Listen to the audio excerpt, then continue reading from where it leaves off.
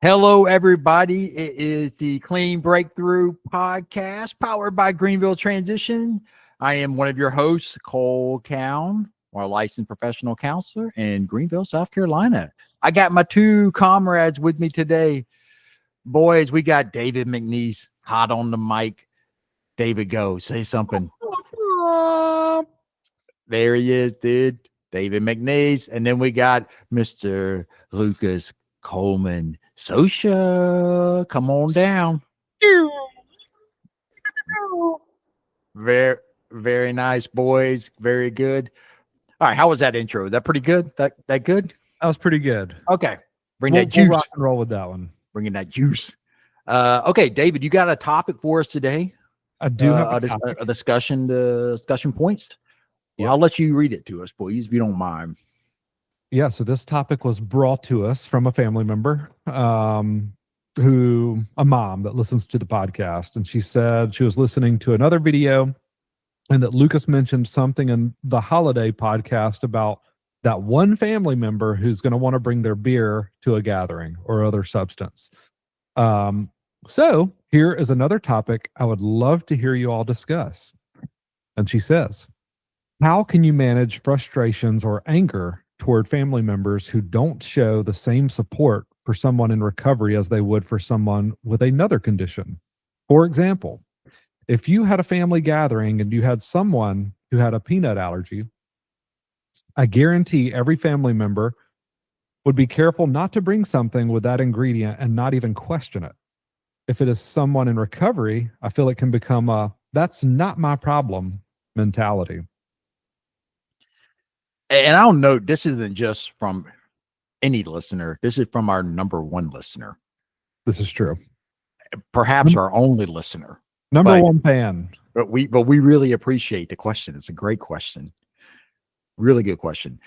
All right, so let's pull this thing apart. So she's basically asking, how do you manage anger and resentment?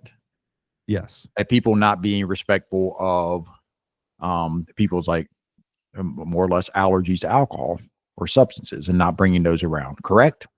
Correct. And first we could just talk about that issue first if we wanted to, and then go into managing the anger and frustration around it, or we can dive right into the anger and frustration.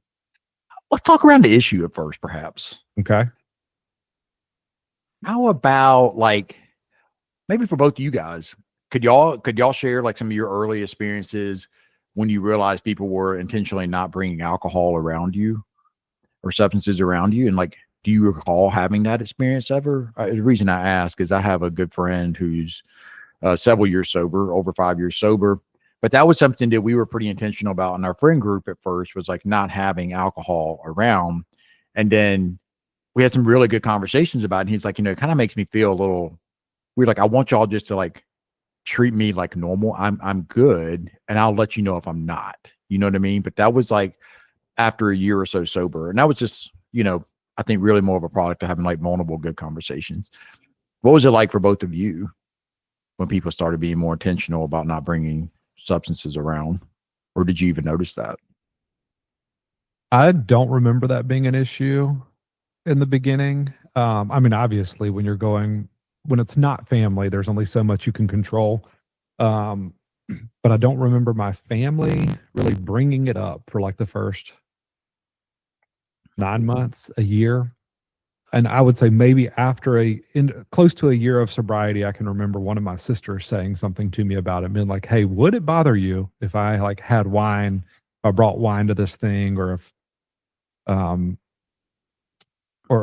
maybe we were even out on a trip or something and they all wanted to go to a vineyard. And they were like, would it bother you if we all went to that vineyard? And I was like, no, by all means, do your thing. But that's not going to bother me at all. But I am appreciative that they asked. Yeah. How about you, Lucas? I want to say first and foremost that I really like the question. I think it's really specific, but it's super relatable to anybody in recovery to do with alcohol. Obviously, if you were just drugs, you probably don't have to ask your family to not bring the heroin or to do the crack in front of you at Christmas. But I think alcohol is that one thing that is so pernicious and so accessible and approved of societally, that people just always have that kind of stuff with them, and it's a part of a lot of holidays. For me, I think I got sober in March of 2015, so Thanksgiving and Christmas that year were around the like 7 and 9 month mark, and or 8 and 9 month mark, and I don't remember it even coming up. My family just held it down. They said, we're not going to have any alcohol. They came to where I was in sober living for Thanksgiving. And then I think that I went to where they were, back to my parents' house in Charleston for Christmas. And it was just non-existent. I don't remember having a conversation about it. I don't remember talking about it. It just wasn't there. If they had asked me, I probably would have felt like I was putting people out to be like put on the spot. I'm trying to think of like a similar question that you would ask somebody and they would just always say like, oh no, it's not a big deal. Where it's one of those that I feel like there's certain things you don't even ask because you know that it's going to make the person feel awkward to say yes. And it's like, if you feel some way about it, just do it. Don't ask them. It's kind of my feeling on it. Because yeah, I think a lot of people feel uncomfortable being like, yes, I would like everyone to change their normal Christmas and Thanksgiving traditions to not have alcohol. And if you could announce at the beginning that it's because of me and my recovery, that'd be really nice too, just so that everybody is resentful and doesn't like me and feels like I'm putting them out. Like people just don't want to do that. So I feel like the best thing for a family, I would always say, is just do it yourself. Don't ask them for the first one. And the next one, I think you could always revisit and talk about it, which I think my family did similar to David's and told everyone it was fine. So are you saying that like for that first, like the first holidays, just kind of take care of everything behind the scenes? Yeah, I feel like don't even ask. Because it's just going to like bring up more insecurity and like feeling self-conscious. And I'm like, what is already like pretty high levels of shame early on in recovery. So it's like my recovery, my addiction has caused all this like heartache and like trust breaching and money and yet another thing I've ruined for everybody. Like people can't even get in their eggnog at Christmas. Yeah, and recovery, I just think it's fragile at that point, because I do think beyond that point, as a person in recovery, you need to get comfortable advocating for your recovery and asking, telling people if something makes you uncomfortable, asking like, hey, could we not have drinking here? Or could it be dialed down, or whatever the thing may be, knowing that you might not get your way or that someone might not agree with you or want to do that. But I think getting comfortable advocating for that. But I think in the beginning, it's really tough. So I think if there's a gift you could give somebody in that first year, is to just not have alcohol, not ask them, not wait for them to ask you, and just make it happen. I feel like it's an easy thing to do to support them. Yeah. And I would concur just from like my own personal experiences with one of my friends who was struggling. It was a thing we just did within our friend group. If they were hanging out and stuff, like there just wasn't any beer, wasn't anything. For probably the first like year and a half, I would say. And then it was more of a discussion. He was like, it's okay if you guys do. And everything was fine at that point. But it just need to be open. So yeah, feels like a no-brainer to me. I guess like shifting it a little bit to the question, which I think is so good, like the anger and resentment side of it, like I think that's like a really interesting part of it. And I can also speak from a personal standpoint to this because like I have a child that has both a peanut and an egg allergy. And I also have, I've had 2 family members who have gone through chemo. Both my dad and brother had to go through chemo and like had like lower, like, immune systems and like things going on. So like I can speak a little bit just like from a personal standpoint of like wanting people to take care of that. Like don't bring around peanuts and eggs or whatever, or like talking that out and how awkward that can be. And also just from like, a chemo standpoint, like realizing people are like, when you're on chemo, you're much more likely to get sick or not be able to fight it off, and like taking care around that. So I can speak a little bit about that as we go through it too, just from my experience as a family member with that. So where you guys want to kind of start with this angle of like the anger and resentment that can come up? I think with the anger and resentment, I mean, that's all me stuff. If I'm the person with the anger and resentment, either as the person in recovery that people aren't respecting something that I've asked for, or if I'm a family member, trying to kind of gather up support for another family member that's struggling. So I feel like that anger, resentment really starts and ends with me. I know that I don't like to hear that. I know that most people don't like to hear that that's like a me issue and not a them issue. Mhm. But me just figuring out how to accept my surroundings. I think that if I was that family member, it's probably me taking on a little bit too much ownership from my loved one's alcoholism, because I feel like when I'm angry and resentful, it's normally because I'm fearful. And what would I be afraid of? That if these people don't comply with this no alcohol request, it's somehow going to trigger my other family member, and then they're going to drink, relapse, and all their recovery will be for nothing, and it'll kind of come back on me. You know, Mhm. that I couldn't convince this one person to not do it, or it'll be on that person that they brought it. And that's where I think the timing matters a lot, because if it's if they're 2 months sober, I kind of would blame it on them. You know, I kind of would be like, that's really messed up. But if it's 9 months sober, 12 months sober, 3 years sober, whatever, I feel like, hey man, you got tools. Like, yeah, that person could have brought the beer. You could have been really triggered by it, and you could have gone to talk to your sponsor outside. You could have gone and found meetings ahead of time, or found one on the spot. Um, you could have an escape plan and be able to get out of there. You know, you should just have options other than like, I saw someone drinking, I'm triggered, and then I go drink about it. I think there should be more there as far as tools in the tool belt at 9 months, a year, 3 years sober. Yeah. I see like the onus of responsibility kind of shifting, like whereas it's early on, you know, you are probably going to take more ownership of the family member to try to like help create environments where they're not going to be triggered, and also having contingency plans in place. And so, for example, for this, like to the peanut allergy analogy, like with that, like it was like having like an EpiPen, educating our kid on like, hey, you can't eat peanuts. Hey, what is in that? Especially when she was really little, because we realized this when she was like pretty young. I want to say around a year old that she had this. So it was like, hey, what's in that snack? Let me see the candy, and then educating our older daughter on it too. Like, don't like give her candy.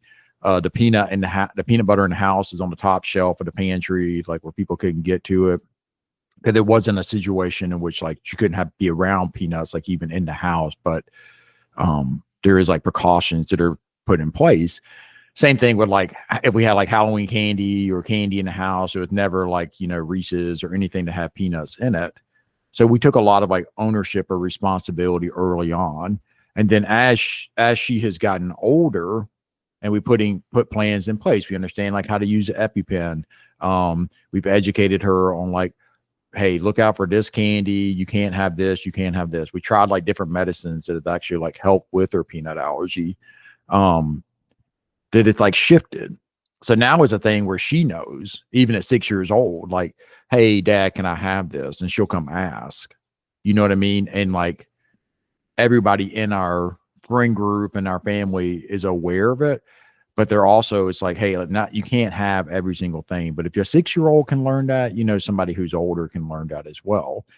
But the big like devious mechanism here is like my 6-year-old with a peanut allergy does not secretly want to like choke on peanuts. You know what I mean? Like like there's not a part of her brain that's like, yes, you know what, you should have the peanuts, and like self-destruct here. So there is that part of it too when we're talking about substance abuse, that there is a devious nature within that of like, you know, I know I'm allergic to this, and wouldn't that be pretty sick? They have it. You know, so there is like a little bit of a difference there in those two examples, you know. It's not forbidden fruit. Not forbidden fruit, dude. And you know what also is crazy with Campbell, like once she actually can have peanuts now, and homegirl doesn't even like peanuts.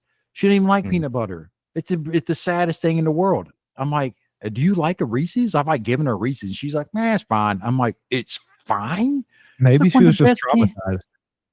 Well, see, there's the thing, right? She's always like a little bit like, I don't know if I can have this. I'm like, Campbell, you can have this. Like we've done like tests, and like you take a certain medicine that helps with this. Like you can have this, you know, and you can tell there's still like some trepidation and fear there, you know, which I would rather that happen than having to stab with an EpiPen and rush her to the hospital. So you kind of have to pick and choose there on some level. Which I think it would be the same if you took that drink after being sober for a period of time, and you're like God, I know the guilt, the shame, everything that's like you've been told for the past however many months you've been sober. I think that first drink would be a pretty shitty drink, a nasty one. Well, it's never going to get back to that. You're never going to get back to that first high, Yeah. right? That your mind thinks you're going to get to. It's like, it's been ruined now Yeah. forever. And that's a good thing. Like, that's actually not a bad thing, I would say. Like, that's going to save you a lot of like time, headache, and money, you know? But, here's the thing for me that I think it comes down to these two things when it comes to alcoholism. Do you view it as like a peanut allergy where like if you have it, you will be really sick? Because this goes back to your point, Cole. We were talking about like that some people don't even believe in allergies and that they're like, oh, that wasn't a thing when I was a kid, where all this peanut like it's just made up, I guess, in their mind. So is it a peanut allergy or is it a diet? And I think some people treat it like it's a diet choice, that it's just like, oh no, I'm vegetarian because I prefer vegetables.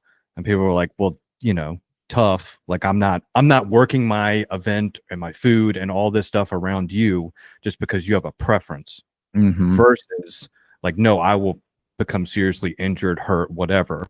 And I think for a lot of people, alcoholism, drug addiction kind of gets labeled as like a preference of, hey, you just can't handle alcohol and drugs, and that's like a you problem. And so I'm not working all my stuff around it, rather than an allergy or a sickness problem. Yeah. And so it's starting to get down to like more like core issues of like trust issues with people. Like, who can you trust and who can trust your story and what you have going on? Because then you start talking about like assigning blame, right? Well, it's just the fact that the peanuts aren't washed well. It's just because you let your kid get vaccinated. It's just because you couldn't handle your stuff when you were drinking in college, or you have a drinking problem now. Like, when we start assigning like blame, you know, we're talking about a significant like trust breakdown. And honestly, it's like a fear reaction. It's like, this is scary to think of things being outside of my control. So if I just think of like person A who has a drinking problem or a peanut problem, that was avoidable. So I don't have to deal with the fact there are things outside my control. You know what I mean? So that's like where that comes from. And so then it starts getting super murky. It's like, hey, just please don't bring peanuts, or can we not drink at Christmas dinner? And it's like, that should be pretty simple, but we're bringing in like really like existential fears here. For human beings, like, wait, there's stuff outside my control, because you could always pull it back. I had a dad who had cancer, right? And he had chemo on and off for 10, 11 years. Could have been like, yeah, well, he smoked cigarettes when he was younger. He was a firefighter. So he was around a lot of like, you know, stuff that was burning that probably like could have like exposed him to possibly like getting cancer. Those are the choices he made. That's on him. You know, I don't care. I'm coming to Christmas dinner, even though I have the flu. I don't care if he's on chemo. Those are his choices. Right. And it's like, that's just because me as a person, if I'm making that kind of decision, thinking about it from myself, I want to believe that everything is a choice. And I don't think it always is. There's just some things that are outside of our control. We don't intend for things to happen. And can we be compassionate when people find themselves in situations in which they need a little care and empathy, you know? So it is like it's an easy place to go to resentment and anger when you think about people not doing that, especially if it's like a loved one that you have. That's a really good point with the cancer and like the choices around that. But that we don't hold that person to the same standard as, and I'm saying collective, some people, many people totally get this and have no problem with it, but there just are always going to be some people who don't and struggle with it. I think that's just the nature of the beast. I remember it's all friends like this, you know, it was, you're in college and like everybody like cracks open that first beer. And little do you know, for some of those guys, their path was going to go down like a lot of like pain and darkness. And eventually, thankfully for some of them, like into sobriety, because it just wasn't, you know, it just didn't work for them. It didn't work with them, with what they had going on. That doesn't make them a bad person to while have like, you know, feelings about things they perhaps did while drinking. But they didn't know. I didn't know. We all cracked open the first beer at the same time. You know what I mean? So it was just like a luck of the draw, if you will, on some level when it comes to that, you know? Especially when there's a genetic component and like a environment component of like you have anxiety and depression. So like when you crack that beer, that hits a different spot in your brain that kind of quells that anxiety, depression than it does a person who doesn't have that. that it's Mhm. not going to work as a solution for anything, which I feel like only ups your chances of using it as a solution for things. Yeah. And I know I'm jumping around here too. I think it's like a really great topic. It makes me also think about like the resentment side of it. Like, am I resentful that I can't bring a beer to this like cookout or to this thing because such and such is there? And, you know, they asked me or their mom asked me, like, don't bring a beer. If I'm like resentful and upset about that, that's a moment for me to like ask, why is this so important to me? I Like, mean, go ahead, David. I was just going to say, I mean, I personally, in situations like that, I feel like I am the minority in my family dynamics or my friend groups. Even my wife drinks, her friends drink. And even when, you know, they would be too embarrassed to ask me, her friends, but before a dinner, they'd ask my wife, they'd be like, hey, is it okay if like me and my husband get a bottle of wine at dinner? Like, is that going to be okay with David?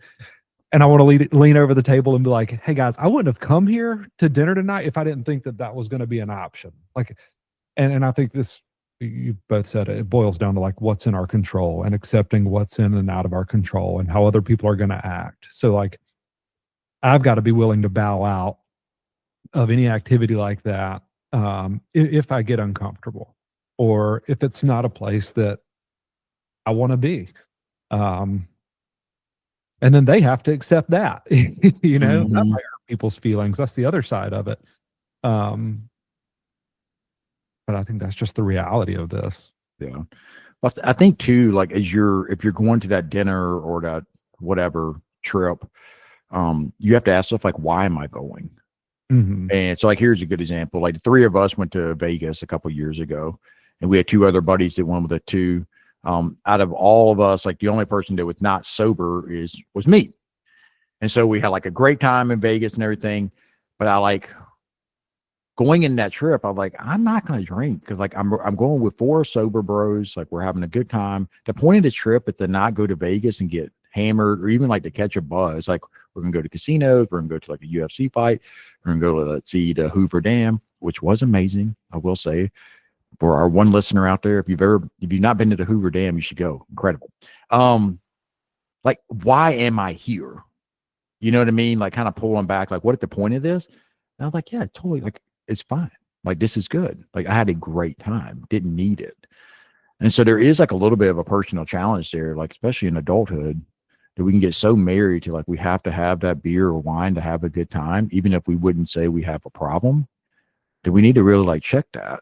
I'm like, is that why we're going to this get together, this trip, whatever? Like, is that the point of it? And can we have a good time without it? And I can say from firsthand experience, you can't have a really good time, you know? Yeah.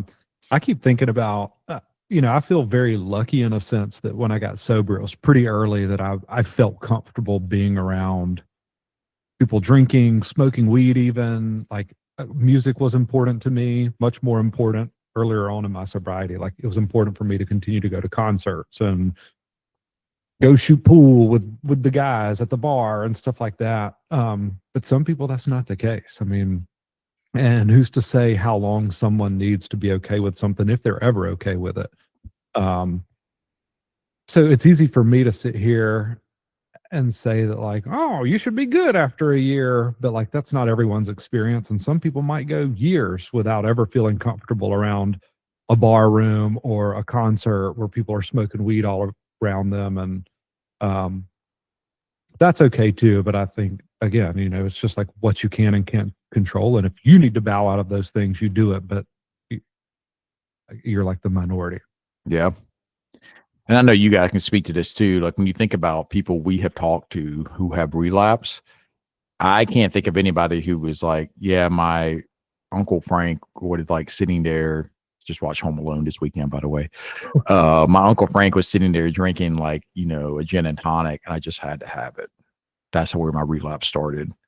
It typically goes way, way back before that. And there's usually like a chronic, like fighting it. And like it said earlier, like, hey, you guys know what you're stepping into. That's the other thing that's hard at the family member to realize. Like my family member, even though I've like seen them as incompetent, and like really struggling, they're pretty competent. They have figured out how to get their hands on like alcohol. They figure out how to get their hands on weed, crack, heroin, you name it, based on like who the person we're talking about. They're really competent. And I like to believe they're not, right? Because like they've kind of tricked me, but they're really like, they know what they're going into. Like to your point, David, like they know like what they're stepping into. Like, it's like, okay, I'm aware like this is like the Christmas dinner and stuff. And if people are being like really weird about it, that's going to make me feel insecure on some level too. So it just needs to be discussed on some level, Yeah. And, Lucas, you made a comment of like, you said, oh, you should have the tools. And at what point does that happen? If in someone's sobriety journey, if they should have the tools to like make it through an event like that. It's different for different people, and there's no like set amount of time. I feel in general that, hey, around 9 months, a year, beyond that, you're sober and you're working some kind of program, you should probably have tools to be prepared to be around alcohol and how to deal with that in your life. Because I mean, my thing is, I don't think you get to 9 months, a year, or a year and a half unless you're a bubble boy and live in a bubble in your apartment and don't ever come out if you have issues with alcohol. Because you're going to see that at gas stations, at grocery stores where you buy food, at restaurants, at bars, at family gatherings, with any friends. I feel like it's so around everywhere. TV commercials, I mean, internet commercials, you name it. Alcohol is everywhere. So I think if you've gotten to the point of 9 months sober, a year sober, year and a half sober, you probably have some tools at that point to be able to deal with that. And if you don't, and you get really scared and you're at one of these things, I hope that serves as a wake-up call. If you're back home and you're like, man, I really need to get to a meeting, but I don't know where any are. I mean, my thing, and it might sound kind of harsh, but it's like, why don't you know any meetings where your parents live if you go visit there 3 or 4 times a year? That'd be a really good thing to have 3 or 4 meetings, 3 or 4 different times of the day that you don't even got to think about it. Just pack up your stuff, head out the door and go hit them. Or your sponsor's phone number, or some kind of mentor's phone number, or a peer in recovery's phone number, something. Yeah. So I just think that's not stuff that just falls in your lap. You got to work to have those tools. And whether you do that in 2 months, 9 months, 5 years, I don't know. But I'd say the sooner the better. Yeah, I'd agree with that. And I think I've said in another podcast earlier that my rule of thumb is a year, just like to family members, like just don't have anything around for the first year. After that, ask and just check the comfort level. Yeah, it's interesting too, because I think that core element of that is like you're never ready to do it by yourself. Yeah, like once you realize that, like that's when you're probably like, if you realize I'm not equipped to do this by myself, because my own self, just me, like look where it's gotten me. So I probably need to like talk to a friend before I do this. I need to talk to a therapist afterwards. I need to go talk to my sponsor beforehand. You tell my mom I'm a little worried about this, or this is just something I'm aware of, just to talk it out. So it's not this unspoken thing. Like, I think that is like probably the foundational thing there. It's like when you realize you can't do it on your own, you're much more equipped to handle the situations as they come up. Totally agree. Yeah. One other thing I want to jump back to is just like the anger and resentment with that family member. So let's go back to the initial question, and how do you deal with those frustrations? And this question was coming from a mom who has a son dealing with alcoholism, whatever, substance use disorder. And she's mad with or getting frustrated with another family member, an uncle, whatever, aunt, uncle, who knows. But it would also be very important for me to go and talk to that family member and just be honest and admit like what's in my control and what's not, and to say like, hey, I just need to get this off of my chest.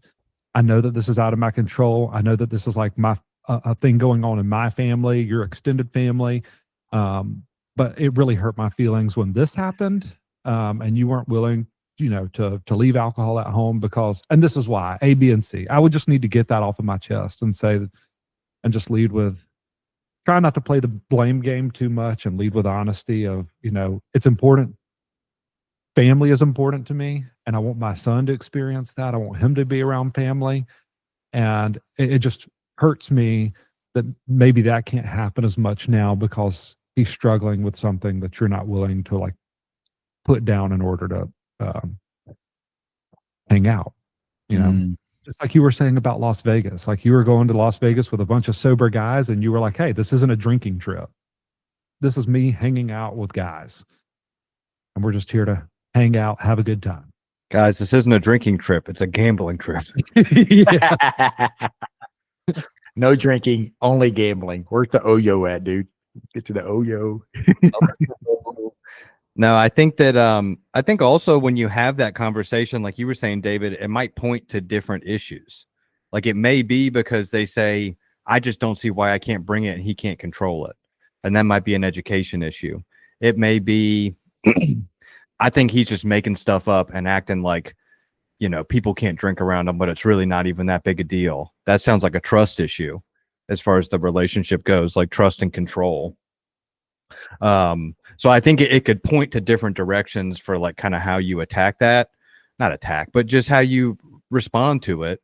That some people just don't know, you know, it a lot of times it really is an education issue. And I think you can reach people if you come, you know, politely and positively with that education of just like, hey, you just might not know this. This is what it is.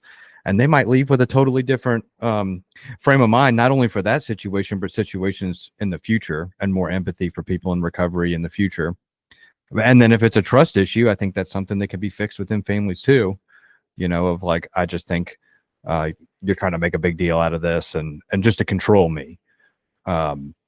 I mean, that probably gets to other stuff as well. And then the last one, I think, is that, and I'm not saying this for all people, but I think sometimes it highlights a problem within themselves that like, hey, if you can't not drink for, you know, the 3 hours on Christmas, maybe you have a problem. And like, I hate to be the one to say that. I really never do say it, but you know, it's like that kind of does highlight something of like, if you can't go 3 hours without a drink, what does that say about you and your relationship with alcohol? And again, I'm not trying to be the one to point fingers at that, but that's kind of the third option is like, you might have an issue if even supporting a loved one isn't enough and it's not a trust issue and it's not a, an education issue. You get all that and you're like, I just can't not drink for 3 hours, but that person's probably going to blame it on the first two before they're going to say, hey, I really wish I could. I just can't. I cannot drink for this 3 hour function. And that's a pretty vulnerable thing to put out there, especially if you want it to be someone else's fault and not your own. Yeah, I'm thinking about it like in a chart form where there's like assumed or implied slights, right? You're like you maybe you're going ahead and assuming that granddad's not going to care or whatever, he's going to be drinking or whatever, like, and it hasn't actually even happened yet. We don't know. It hasn't been this explicit slight of like, hey, the person just needs just family member of yours. They just need to like be able to be around alcohol. That's not my problem. So I think you first have to like ask yourself, is this actually, am I assuming this out of like my own like fears and insecurities as the family member of this person with the substance abuse problem? So ask yourself that. And then if it does seem to be something that you're just worried about, then you go, I think, the education route and just try to shine some light on what's going on. And say like, hey, this is just where I'm coming from. This is what I'm like a little worried about with such and such coming for the holidays. Like, do you mind if we like take it? It's more of like an education, fact-finding mission.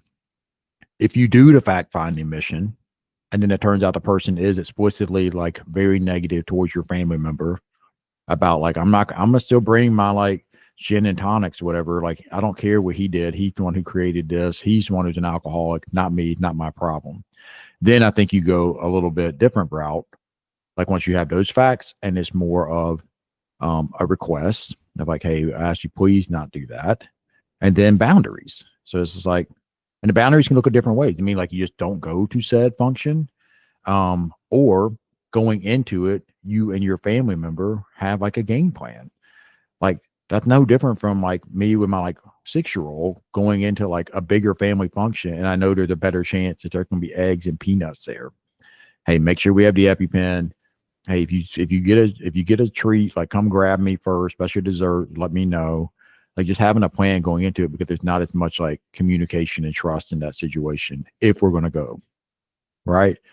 And then if it turns out, and they go to the last point, like the third one, if they're like, no, I still need to drink at this thing. I'm going to bring my alcohol. I don't care what your family member is going on. Then maybe it's like, well, I'm a little worried about your own drinking, if that's the point, if you have the rapport to say it. And that's like probably a pretty brutal place. But I think of it as tears, and to realize like you're coming into it from like a fairly vulnerable situation. And when we have vulnerability, we will put people in like boxes of like ally or enemy. Like we do that. We're constantly looking for danger. Are they aligned with me, or are they an enemy? And we do that subconsciously. So being very aware of that, realize like, hey, I'm feeling vulnerable. Is this actually grounded in fact yet? So, and then do your fact finding mission. That makes sense. Yeah. I thought that was a really good way of structuring it. It makes me think about in video games, they have what they call dialogue trees. Yeah. Where it's like, all right, if they say this, then you have these 3 options of how to respond. And then when you say that, and like dialogue trees can get pretty complicated. Mm-hmm. And I think if I wrote one out for this situation, you did a really good job of simplifying it. But I think if I tried to, it would seem really complicated. I know that like the more you play around in those dialogue trees of like all the different options and stuff, the less you really even have to think about it. And you just kind of know if A, then B, if B, then C. But I would have trouble thinking of every single option, of every single twist and turn it could take, because there's just a lot of them in these situations. What's also kind of funny to me is that, again, I think you did a really good job explaining that. And it was like very much like the intellectual side of it. I think like the shorthand wisdom, like recovery side of it is just the Serenity Prayer, which kind of encompasses everything you just said of like, there's stuff that I can change that I'm going to do. I'm going to have a plan. I'm going to have a backup. I know I can't control other people. I can put down boundaries, but I'm still giving them the option of like, not giving them the option. I've told them not to show up with alcohol. So if they do, am I going to tell them they're not welcome, or am I going to let them in and just deal with it? And then what are my pivots? So I think just focusing on what I can control, no matter what happens, always leaves me in like a more healthy and peaceful state, versus when I'm trying to kind of control other people and / fearful of what if I can't control them and they do stuff I can't control. I think that goes way more like negative and has me just fearful and on edge. 100%. Yeah, and it's nice to sit down and like conceptualize in this like intellectual way. And I realize like it's not always that easy. You know, you're gonna have to realize there's probably like emotions coming up and your own like distrust with that family member or friend who you don't think is going to respect your child or the person that you love's substance issues. That probably come from like old stuff, you know, of there was this time on vacation they didn't do this, and you know what I mean, like, and trying to keep it more rooted on this issue today. Yeah. Another thing that made me think of, kind of separate tangent, is just the difference between someone drinking and being drunk. And I was thinking about it, like I couldn't tell you the last time that I was around a drunk person that I can think of. And that I feel like I somehow have a lot more control over than just being around someone drinking.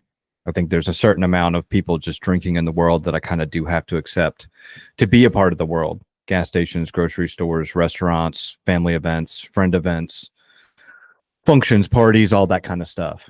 But when it goes over that line to where people are just like hammered, you know, and just like all over the place, I've just really not been around that in a long time that I can think of. So it seems like that's something I do have a lot more control over, because that there's some line there that, yeah, it doesn't get crossed as often at a fine dining restaurant. There's going to be people with glasses of wine, but rarely, and I can't think of any for myself, where there's been an instance where some guy at a table next to me is just like hammered, reeking of alcohol. You can see it on his face, see it in his eyes, super triggering. For some reason, leaning over to my table, being like, "Come on, dude, just have a glass of wine with me." You know, like the fear can kind of take me there, but that doesn't really happen in my experience. Well, I think it's more like for the family situations, it's like that cousin that you maybe always like go out back and like, no, you go for a walk, dude. You go for a walk, you know, the cousin like, walk. Yeah, the cousin walk. You got a flask or whatever, or you're gonna go like smoke a little bit on the break and everything. Like, if you know that your family member does that, like they go hang out with cousin Jimmy or whatever, you know this. Talk to your family member about it. Like, hey, like historically, like just call it what it is. Like historically at Thanksgiving, you go for a walk with cousin Jimmy and you like come back smelling like weed, or I've seen you get really trashed doing this. Like, what is your plan for this year? And if your family member's like, I have no plan, I'm planning to go on a walk with cousin Jimmy, then there's probably a good clue where your family member's at, or if hopefully they have like a plan or like, I'm not going to do that. But if they're fearful about specific situations, speak directly to it, Mhm. Yeah, I think the more direct, the better. We definitely had the cousin walks in my family, and I was Did a you? big part of that. Yeah, so whenever I see those memes that are like when you and your cousin go for a walk, and then you come back looking like this, Look at but I always send those to them still to this day because they get it. I think a lot of families do. That's why those memes exist. How about you, David? Did y'all have cousin walks? Oh yeah. Wow, Yeah. dang. I've Okay. cousin walks. And Dave was looking real relaxed. yeah, I've also had I feel like I get myself in the position a lot more than Lucas of being around the guy that's hammered. Yeah, you do. And I don't know why that is. You I think attract. We do know why. It's two. It's one. You're David McNeese, and you attract like really funny interactions. Lucas and I would agree on this. Like one of our favorite things to see is to watch David talking to a complete stranger, and just the interactions they get into, and how hilarious it is, unintentionally. But the other part of it is that you go out, but you yeah. go to your plays, you like your brunches, you like your dinners, like you do that a bit more than Lucas does. So that's probably why you're around it a bit more than he is. And my wife worked in events. So like the last thing Yeah, I so can then think she does the events. yeah, the last thing I can think of that like really had my blood boiling was we were at an event, a Christmas party that she put on. It was all centered around alcohol, and it was getting later. People were starting to get pretty tipsy, and I go to the bathroom, and I'm at the urinal, and a dude comes up next to me, urinal next to me, sloshed, like wobbling into the urinal. Goes ahead and throws his head on the wall while he's peeing. He's like propped up. Well, he misses the urinal, and it pees like splashing on my shoe. And I finish up, and I know it's not worth it. Like, I know just not to say anything to him directly. I don't want to cause any conflict. I just leave the bathroom. I go find my wife, and I'm like, I'm done. I'm done. I'm leaving. I don't care if I have to call you an Uber home, or if I have to Uber home and you take my car, but you got to know your limits. This goes back to like, know where you're comfortable. How feverishly did you clean your shoes, David? I think I threw them away. I think I threw them away, dude. That sounds right. Yeah. That does sound right. They're too far gone. Yeah, Get rid of them. bro. If I go to New York City and I'm going around the city for 3 or 4 days, I just throw those shoes away. No, you do not. Do you really, David? They're like black by the time they come home.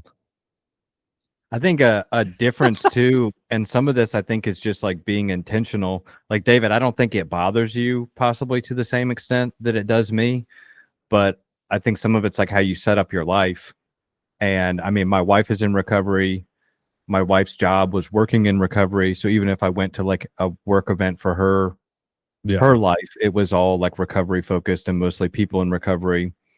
Like 95% of my friends are in recovery. So if I'm ever like going out, going to dinner, whatever, like when you were saying that about friends asking if they could drink or anything, like I was thinking I couldn't think of the last time that had happened for me, if at all. I think just the more recovery people you have around you, the less likely that's even going to be a thing that comes up. And then family will be kind of that last issue that there's only, your family is your family. There's not much choice there besides whether to be around them or not. And I don't think that's a good thing or a bad thing. I think it's just like a toleration, like how much of that can you be around? And if it really doesn't bother you, then have friends that drink and like to drink with dinner. And if that's all good, then it's all good.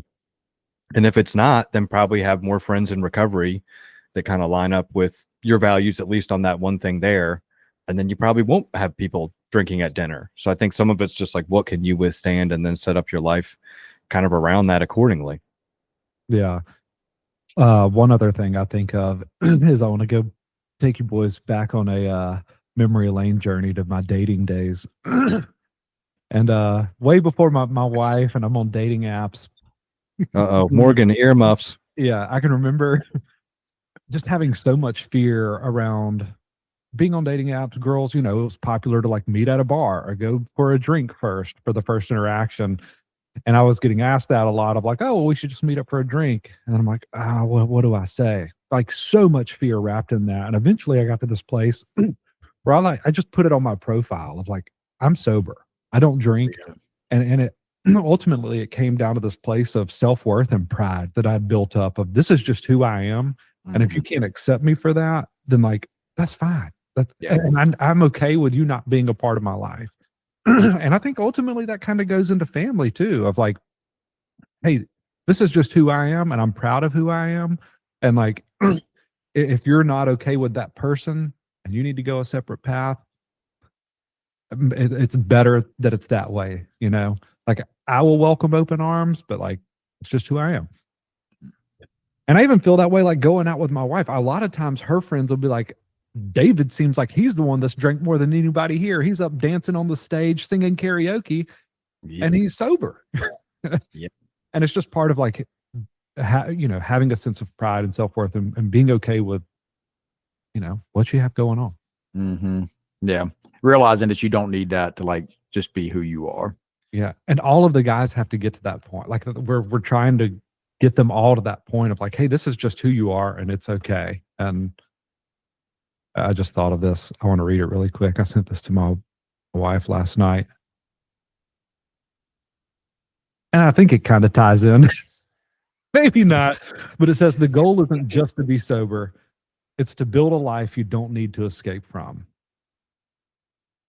Dude, I think that does apply. And I think it applies for both, not only obviously the person struggling with the substance abuse, but also the person who's caring for that person. You know what I mean? Like imagine going into a family function and that you checked your own resentments at the door, that you have like said things you need to say to people you can trust, you fucking have that conversation with, or you have so you changed, or you've like decided just not to go because the safety's not there, or you've accepted like this is the situation for what it is. Like that is a piece that you could walk into a family function with, you know what I mean? And like a life that is like, okay, I feel good about this life I've created. So it's not just for the person who's sober, it's for their family members too. Yeah. I mean, that's the ultimate goal. I mean, when you get to that point, whether a family member is drinking at the party or not, that's irrelevant. Yeah. Like you're so comfortable in who you are. Yeah. And I think it takes both. It takes both acceptance and change. That means like you maybe don't go on that cousin walk. Maybe you do have a tough conversation with a grandma before the Christmas get together or whatever, and then maybe you just like have to accept like, hey, my family's kind of wild. Like I'm going to go, but I'm gonna have a car to escape. I'm probably going to stay about 45 minutes, or we're just not going to do that this year. We're doing a new tradition. Like that's okay too. I think that's a point that almost everybody hits in their recovery too, where you have this like trust and reliance in the tool set we were talking about earlier, that really anything could happen and I'm going to be all right. Like I have enough trust and reliance in the tools that I have, the ability to pivot, the accountability around me, the support I have around me, all this stuff that I've proactively created, that life could throw anything at me. And I'm not saying it's going to be easy. I'm not saying I'm going to do it gracefully, but that I'm going to be all right on the other side of it. I think that's like a big point that someone can hit in recovery, where they know that. And it's no longer those things of like, well, unless this thing happened and then I wouldn't know what to do and I'd probably crumble and fall apart. But to know that like, no, that would be really, really, really hard. And there's a lot of parts of that I can't imagine how hard that's going to be. But I'm going to do the same stuff I've been doing. I'm going to lean on these things and I'm going to get through it. And I'm going to get through sober. Yep. Yes, sir. Check the question one more time, Dave. Did we address it? Did we answer it? Yeah, I think so. Let me find it.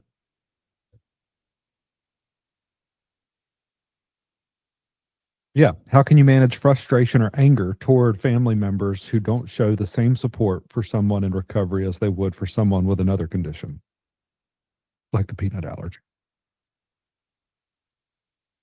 I think we gave a classic, very long-winded answer to that question. Oh, yeah. I think so, with like 15 tangent answers to questions that nobody asked. Yeah, we Side question for that one. David, when you go to New York City, what kind of shoes do you wear and what do you do with those shoes when you come back? Yeah. I just want to know that too. If you could answer that as well. Thank you. this We're is big, what happens. we're big side quest guys. You We know? are. We're just We should, that should be our new, if we get clean breakthrough, we're the side quest boys, you know? I like it. Anyone in the chat, please please ask a question for next time so we can not answer it and then answer 15 questions you didn't ask for. Go ahead and drop that question in the chat so we can not answer it. Oh, how would you, okay, It's let's see. just our hook, dude. You got to stick around. Yeah, maybe yeah. 5 podcast episodes later. How about you- this? I'm going to challenge, let's challenge each of us on this. Let's see. Okay. To that question, Don't challenge me. I'm not changing. can you answer it in one sentence? Can you answer one sentence to that specific question? Can it be a run-on sentence? Depending on how many, you can only have 3 commas. How many commas, colons, and semicolons can I cram into this sentence? Can you answer in one sentence? I see. How to manage anger and resentment. Let me see. I'm gonna try. Let me see. One word. One word, bro. And then we're gonna do, it's be something like serenity or something, you know, I would say honesty. or wisdom. I would say wisdom. See, I would say honesty. You say wisdom. Wisdom to I know the would've- difference. I would have said Serenity Prayer if it was just one sentence, the That's simplest as possible. Yeah. I say if you there's not a situation I can think of that if you don't filter it through the intention of that prayer, you can't figure out the answer. Yeah, I totally agree. Because I was gonna say, like, just figuring out what you can change and what you can accept with this and run it through the is this an assumed slight? And do some fact finding on that. And now I'm starting to just like throw it. I'm just not even saying a sentence. I'm just throwing words together. You're not following your own rules, dude. Like, if I put a pause in, that's not the end of the sentence. I'm like, and then fact finding, you know, that needs to happen. What is he saying there? What is he just? This guy's not saying a sentence. He's just going on and on and on. He's just saying words. All No, right, one last quote that I heard that I think kind of applies to this. That applies to a lot of stuff in life. I heard this yesterday. Someone said, "If you're not if you're not at the table, you're on the menu." You know, like it did. Look at David's face. I can't see David's face. You can't. It's worth looking at. I can't He's see it. blinked 17 times since you started. Does he not know what it means, or is he laughing really hard? I think he's confused, as am I. We're like, Yeah. If you're not at the table, if you're not at the table, you're on the menu. I think being at the table is like talking to people directly and sitting up for like whatever it is that's going on. But I think like if you're not gonna do that, then like yeah, you're kind of on the menu to just be around drunk people doing whatever they want to do and to be super uncomfortable and like not have any. I don't get it, dude. I don't even know why I come here or why I talk. I really wish you I could like have seen David's face during all that. It was so good. It's Did you get ridiculous. that from Andy Elliott? I get no respect. No, it's some lawmaker in Texas, dude. You wouldn't get it. You don't know about politics. Oh God. Oh Lord. If you're not on Wow. the table, you're an ingredient. You're on Oh the my menu. God. He just said like No, eat it or was be good. eaten or something. It was Right? good. I like it. Eat or be eaten. Yeah, I guess. All right. No, it means be involved. Be involved. That's the action part of it. God grant me the serenity to accept the things I can't change, the courage to change the things I can. A lot of times I think about the acceptance, but I don't think forget about the wisdom to know the difference. We've no, left that part out. but the courage to do the hard thing, to have the tough conversation I really don't want to have, that it's easier to talk around and it's easier to talk to with the other family member about that one family member. But the one thing I don't want to do is to sit down with that family member and have a direct yet polite and like conversation where I phrase things the best way I can and do that hard thing. A lot of times there's a hard thing that I do need to do and it's not just acceptance. Yeah. And I just don't want to do it. especially if I've never done something like that before. But the more I do hard things like that, the easier it is to do it the next time. Yeah. Perhaps it's something along the lines of don't pretend this isn't something that it is, and know what it is. What? That's what I'm saying. Like, don't talk around it. Like, just speak directly to it. But also know if your own fears are clouding your judgment. So do the work on that too. Yes.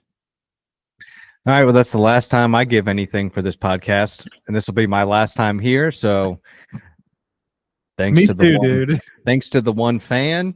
Well, welcome to the club, Lucas. I never always coming back because of the disrespect of David making faces at me that I couldn't even see. His face wasn't even a face. It was this right here. He was doing this. This was the face. Oh gosh. He was trying. Why is it funny? Because he was trying so hard. He was trying so hard to understand it, and he was just in like a stuck smile, and you could see the wheel turning, and he's like, "Wait, what is he saying about menus and being eaten and who table?" It's a metaphor, dude. God, y'all wouldn't get it. Oh, it's so good. It was All really right, good. We're gonna wrap it there. Okay. Sounds good. Love that question. All right.